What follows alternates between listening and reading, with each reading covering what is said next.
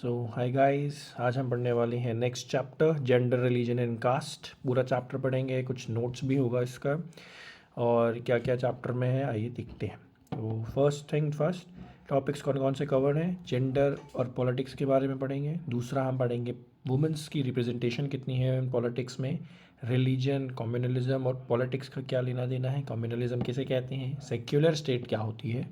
Then हम पढ़ेंगे तीसरा टॉपिक कास्ट और पॉलिटिक्स के, कास्ट और पॉलिटिक्स का इंडिया में कैसे सिचुएशंस है, कास्ट इनइक्वालिटीज़ क्या होती हैं और कैसे पॉलिटिक्स कास्ट के ज़रिए खेली जाती है।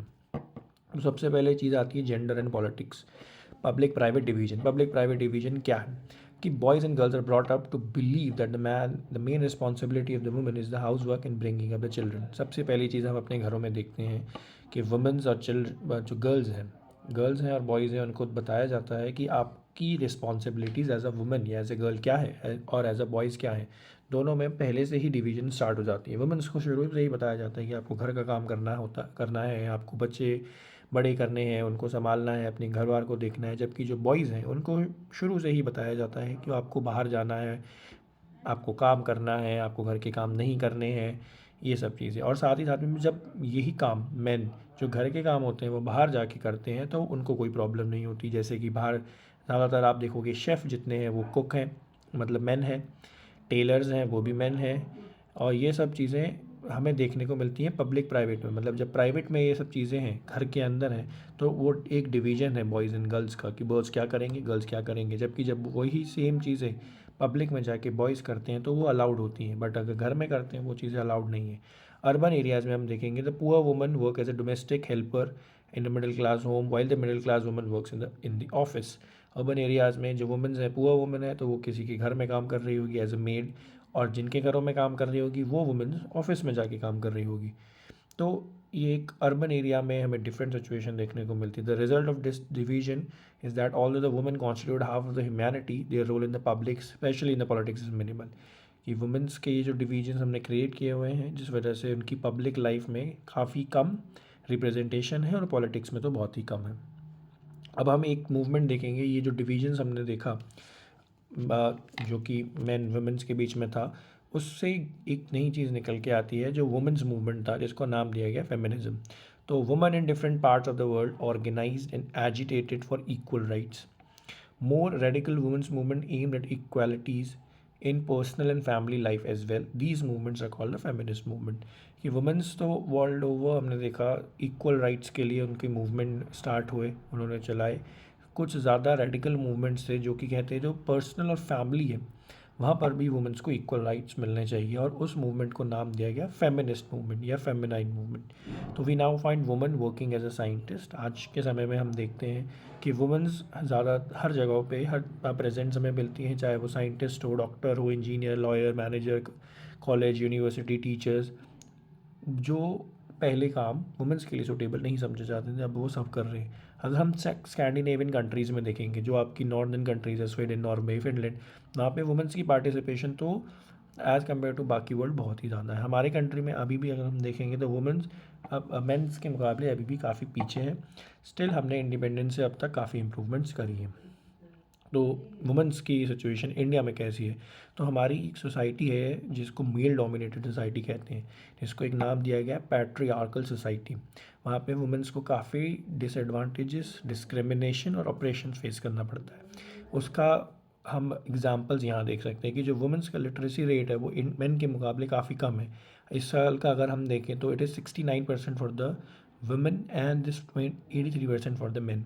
तो लिटरेसी रेट वुमेंस का काफ़ी कम है। On an average Indian women 1 घंटे ज़्यादा काम करती है as compare to the men, तब भी उनको उतना पे नहीं किया जाता जितना एक मैन को किया जाता है। Almost all areas of the work from the sports and cinema to the factories and field, women are paid less than the man. हर जगह पे देखा गया है, चाहे वो सिनेमा हो, चाहे वो फैक्ट्री हो, वुमेन्स को कम पे किया गया है as compare to the men. In many parts of the India, parents prefer to have the sons and find ways to have the child aborted before she is born. ये चीज़ें आपने सुनी होगी, जिसको हिंदी में हम कहते हैं भ्रूण हत्या या फीमेल फीटिसाइड। वो क्या चीज़ होती है। वुमेन्स को देखा गया है स्पेशली रूरल एरियाज़ में, कि जैसे ही कोई गर्ल चाइल्ड पैदा होती है उसको मार दिया जाता है, जिससे कि जो फर्दर उसके वो बड़ा किया जाएगा, उन्हें संभाला जाएगा या शादी की जाएगी, वो सब चीज़ें एक फैमिली को फेस ना करना पड़े।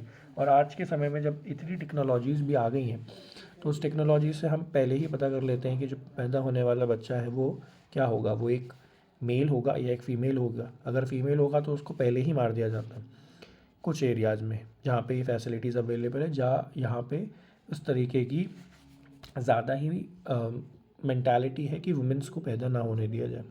तो they are not safe even within their own home. घरों में भी देखा गया है वुमेंस को काफ़ी डिस्क्रिमिनेशन फेस करनी पड़ती है, जैसे डोमेस्टिक वायलेंस, हैरेसमेंट्स, ये सब के केसेस हमें कई आए दिन सुनने को मिलते हैं। तो ये वुमेंस की सिचुएशन है इंडिया में। अब वुमेंस का पॉलिटिकल पार्टिसिपेशन कितना है, yet issues related to the women's well being और otherwise are not given adequate attention. One way to ensure this is to have a woman as an elected representative. अब देखा गया है कि women's की सुधार के लिए, उनकी सिचुएशंस के इम्प्रूवमेंट के लिए कुछ पॉलिटिकल विल की ज़रूरत है।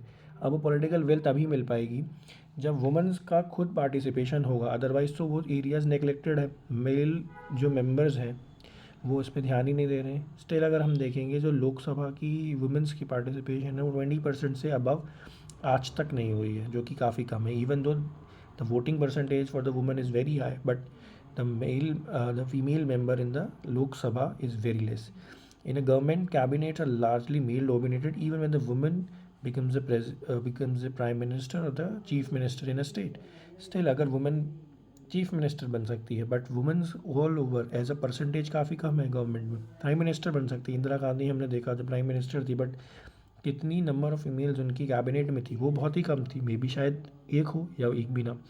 तो one way to solve this problem is to make it a legally binding to have a fair proportion of the women in elected bodies. एक तरीका हो सकता है वुमेंस को पार्टिसिपेशन बढ़ाने का कि कुछ लीगली बाइंडिंग चीज़ें की जाए, कोई एक एक्ट पास किया जाए जिसमें मिनिमम इतना परसेंट 30%, 40%, 50% वुमेंस की पार्टिसिपेशन इंश्योर की जाए। कुछ इम्प्रूवमेंट्स हमने देखने को मिली है, जैसे आज के समय में जो रूरल और लोकल बॉडीज़ हैं हमारी, जो पंचायती राज एक्ट हमने पढ़ा था, पास किया गया था, उसकी वजह से करीबन 10 लाख वुमेंस आज इंडिया में इलेक्टेड रिप्रेजेंटेटिव्स हैं लोकल बॉडीज़ में। वुमेंस की ऑर्गेनाइजेशन सिमिलर एक्ट डिमांड कर रही है लोकसभा और स्टेट असेंबलीज़ के लिए। इसी चीज़ को देखते हुए पार्लियामेंट ने वुमेंस रिप्रेजेंटेशन बिल पास किया है और उसकी इम्प्लीमेंटेशन 2029 से की भी जाएगी। तो जेंडर डिवीजन एक एग्जाम्पल है, it is a form of social division which needs to be expressed in politics. कि जो डिवीजन है सोसाइटीज़ में वो पॉलिटिक्स में जब हम एक्सप्रेस करेंगे, पॉलिटिक्स में सामने लेके आएंगे, तब उसमें सुधार हमें देखने को मिलेगा। तो ये था वुमेंस का इशू। नेक्स्ट हम आते हैं रिलीजन, कम्युनलिज्म एंड पॉलिटिक्स में, कि रिलीजन, कम्युनलिज्म और पॉलिटिक्स, इनका तीनों का आपस में क्या रिलेशन है। सबसे पहले हम देखते हैं कि डिवीजन बेस्ड ऑन रिलीजन है क्या। बहुत सी कंट्रीज़ हैं जैसे कि इंडिया, उसमें डिफरेंट रिलीजन के लोग रहते हैं। अब कुछ लोगों का, स्पेशली वहाँ की लीडर्स का उनसे क्या लेना देना है पॉलिटिक्स का, रिलीजन का, वो हम देखते हैं। सबसे पहले गांधी जी ने कहा था कि he used to say that religion can never be separated from the politics. उन्होंने कहा रिलीजन को आप पॉलिटिक्स से अलग नहीं कर सकते हो, पहली चीज़। दूसरा कि human rights group in our country have argued that most of the victims of the communal riots in the country are from the religious minorities. Religious minorities कैसे, किनको कहा जाता है, वो अब आप तक समझ गए होंगे कि जो भी रिलीजन डोमिनेंट है पर एज अ परसेंटेज, जैसे मान लीजिए एक कमरे में 100 लोग हैं, 100 में से 81 लोग एक रिलीजन को मानने वाले हैं, 20 दूसरे रिलीजन को मानने वाले हैं, तो जो कम लोग हैं उनको माइनॉरिटीज़ कहा जाएगा। और ये देखने को मिला जितनी भी कम्युनल राइट्स होती हैं उसमें जो माइनॉरिटीज़ हैं उनका नुकसान ज़्यादा देखने को मिला है। दूसरा, women's movement has argued that the family laws of all religion discriminate against the women. Women's movement जो अभी हमने पीछे पढ़ा, उनका ये कहना है कि जितने भी फैमिली लॉज हैं वो सभी वुमेंस के अगेंस्ट हैं, वो सभी वुमेंस को इक्वल राइट्स नहीं देते, कि उनको पॉलिटिकल राइट्स नहीं मिलेंगे, उनको अपनी प्रॉपर्टी में राइट्स नहीं मिलेंगे, ये सब चीज़ें। नेक्स्ट आते हैं हम एक नया कंसेप्ट समझते हैं, व्हाट इज़ कम्युनलिज्म। कम्युनलिज्म क्या है? Communalism, the problem begins when the religion is seen as the basis of a nation. Problem शुरू होती है, रिलीजन हर किसी का है, हर किसी को अपने रिलीजन को फॉलो करने का राइट है इंडिया में, बट प्रॉब्लम शुरू तब होती है जब आप सिर्फ और सिर्फ एक ही रिलीजन को कहते हो कि वही कंट्री का रिलीजन होना चाहिए। तो communalism it is based on the idea that religion is the principal basis of the social community. जब आप ये मानने लगते हो कि जो आपका रिलीजन है सिर्फ आप उसी रिलीजन के लोगों को दोस्त बनाएंगे, उन्हीं रिलीजन के लोगों के साथ आप बैठेंगे, उन्हीं के साथ पढ़ेंगे, इवन अब ये मानने लग जाए कि एक कंट्री केवल और केवल एक ही रिलीजन की होगी, तो ऐसी सिचुएशन जब आ जाती है उसको हम कहते हैं कम्युनलिज्म। कम्युनलिज्म के बहुत से फॉर्म्स हो सकते हैं, जैसे it mind often leads to the quest for the political dominance, कि एक रिलीजन के लोग हैं वो हमेशा अगर कहते हैं, कोई भी रिलीजन हो सकता है वो XYZ, अगर वो कहते हैं कि हमारा रिलीजन ही डोमिनेंट होना चाहिए तो वो एक कम्युनलिज्म है। पॉलिटिकल मोबिलाइजेशन भी रिलीजियस लाइन पे की जाती है कि आप इस पर्टिकुलर रिलीजन से होते हैं तो आप इस पार्टी को वोट दो, उस रिलीजन से बिलोंग करते हो तो आप उस पार्टी को वोट दो, अगर आप नहीं करते हो तो आप उस रिलीजन का पार्ट नहीं हो या सोसाइटी का पार्ट नहीं हो। ये सब चीज़ें देखने को मिली है।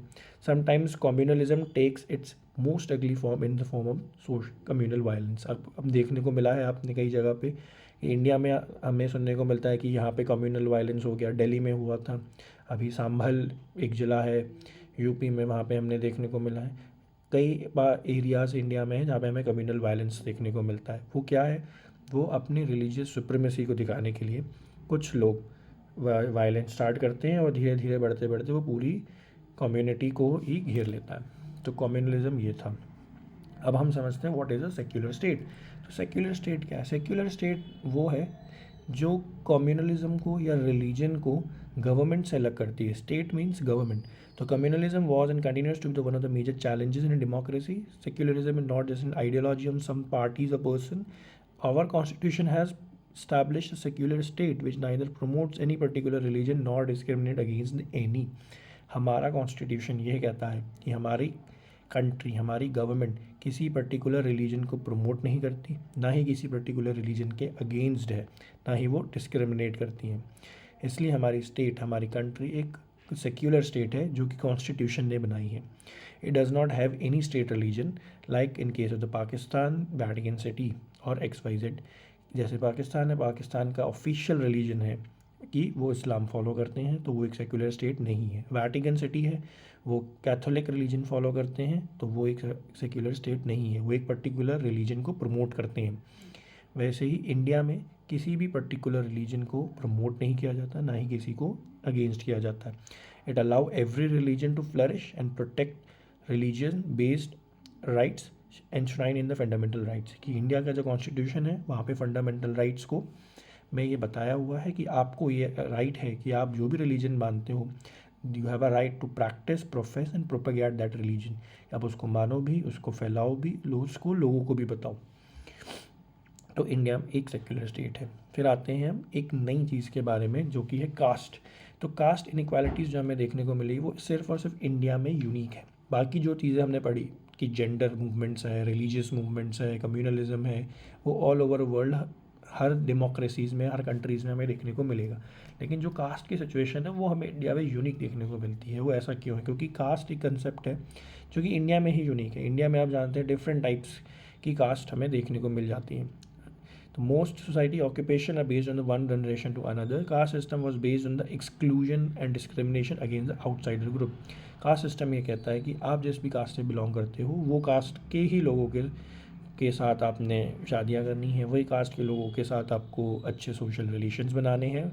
बाकी के जो लोग हैं वो एक आउटसाइडर्स हैं, उनसे आपको ज़्यादा लेना देना नहीं है, उनके साथ आप जिस तरीके से चाहें व्यवहार कर सकते हैं। बहुत सी पॉलिटिकल पार्टीज़ कास्ट बेस्ड पे बनी हैं जो एक पर्टिकुलर कास्ट को प्रमोट करती हैं, जो चाहती हैं कि एक पर्टिकुलर कास्ट के लोग ही पॉलिटिक्स में बने रहें। जैसे जैसे इंडिया में अर्बनाइजेशन होता हुआ जा रहा है, लिटरेसी रेट बढ़ता हुआ जा रहा है, ऑक्यूपेशनल मोबिलिटी होती हुई जा रही है, तो जो कास्ट की हायरार्की है वो ब्रेक डाउन होती हुई जा रही है। हायरार्की क्या? कास्ट में हायरार्की है कि कौन सी कास्ट अपर कास्ट है, कौन सी लोअर कास्ट है। जो अपर कास्ट है वो लोअर कास्ट के अगेंस्ट है, डिस्क्रिमिनेशन करती हैं, उनको कई सारी चीज़ों को एक्सेस नहीं देने देती। जैसे कई विलेजेस में देखने को मिला है कि कुछ वेल्स हैं, कुछ मंदिर हैं, कुछ रास्ते हैं जो केवल और केवल एक पर्टिकुलर कास्ट के, दूसरे कास्ट के लोगों को उसको अलाउ नहीं किया जाता है। Yet caste has not disappeared from the contemporary India. India में अर्बनाइजेशन हुआ, लिटरेसी रेट बढ़ा, लोगों का जो ऑक्यूपेशन था वो पहले कास्ट बेस्ड था कि आप इस कास्ट से हो तो यही काम करोगे, वो भी चेंज हो गया। फिर भी इंडिया में कास्ट जो सिस्टम है या जो कास्ट बेस्ड डिस्क्रिमिनेशन है वो ख़त्म नहीं हुआ।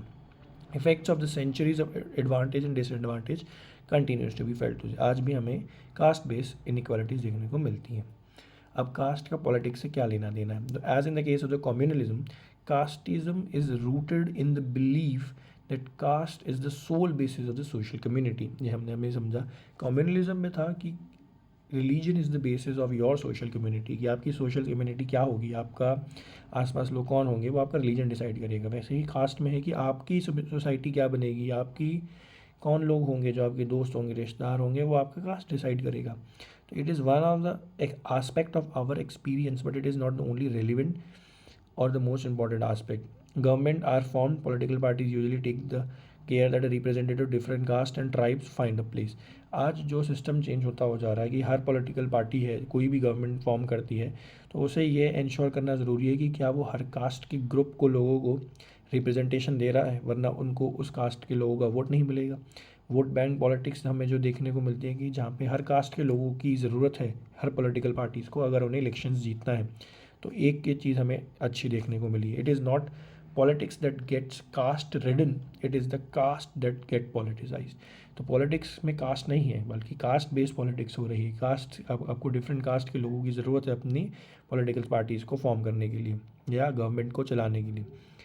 दिस टेक्स सेवरल फॉर्म, जैसे each group tries to become bigger by incorporating within it a neighbouring caste. बहुत से सिचुएशंस देखने को हमें मिली हैं जहाँ पे एक पर्टिकुलर कास्ट ग्रुप है, वो किसी नेबरिंग कास्ट जो उनसे मिलते जुलते होंगे, वो उनको अपने ही अंडर मिला लेंगे, जैसे कि उनकी कास्ट ग्रुप जो है और बड़ा हो जाए।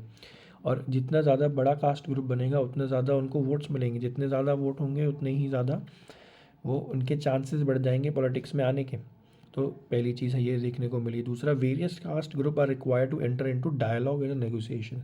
अब डिफरेंट डिफरेंट कास्ट के लोग हैं, डिफरेंट डिफरेंट कास्ट ग्रुप्स हैं, अगर वो चाहते हैं कि वो एक गवर्नमेंट फॉर्म करे तो उनको आपस में आना पड़ेगा, वरना उनको उतने मिनिमम वोट्स मिलेंगे ही नहीं कि वो गवर्नमेंट फॉर्म कर सके। तो जितनी भी कास्ट बेस्ड पॉलिटिकल पार्टीज़ हैं वो आपस में नेगोशिएशंस करती हैं कि कैसे उन्हें वोट इलेक्शंस लड़ने हैं और कैसे गवर्नमेंट फॉर्म करने हैं। New kinds of caste groups have become come ups in the political arena like backward caste and forward caste. बहुत सी कास्ट है जिनको क्लासीफाई किया गया है, कुछ को बैकवर्ड कास्ट, कुछ को फॉरवर्ड कास्ट। तो ये एक कास्ट बेस्ड सिस्टम है इंडिया में, जो कि एक डिवीजन क्रिएट्स करता है। Indian constitution caste based politics को डिनाई करता है, कास्ट बेस्ड डिस्क्रिमिनेशन को डिनाई करता है। इवन इंडियन कॉन्स्टिट्यूशन अनटचेबिलिटी को भी अबॉलिश करता है कि अगर आप अनटचेबिलिटी किसी भी फॉर्म में प्रैक्टिस कर रहे हो, जो कि जो इंडिया में पहले से होता हुआ आ रहा था, उसको भी वो डिनाई करता है। Now it is now a fundamental rights. अगर आपके साथ कोई भी कास्ट बेस्ड पॉलिटिक्स या कास्ट बेस्ड डिस्क्रिमिनेशन करता है, तो आपके पास यह राइट है कि आप डायरेक्टली सुप्रीम कोर्ट या किसी भी हाई कोर्ट या किसी भी पुलिस स्टेशन में जाके कंप्लेन कर सकते हैं, और आपको वो जो चीज़ें हो रही हैं आपके साथ वो रोकी जाएंगी। तो ये चैप्टर था हमने पढ़ा, जहाँ पे हमने कास्ट के बारे में पढ़ा, जहाँ हमने रिलीजन के बारे में पढ़ा, जहाँ पे हमने जेंडर के बारे में पढ़ा। तो ये एक शॉर्ट नोट था जो कि हमने पूरा चैप्टर कवर कर लिया है इसमें। Thank you very much. You can suggest me any other chapter which on which I can make some notes. You can suggest me what you like in the chapter, what you do not like, how was the explanation, and you can give some examples also. How caste based or religion based or gender based discrimination have you seen in the society, so that other peoples can also know and they can have the right, or they can get the knowledge to share it with some other. Thank you very much. Have a nice day.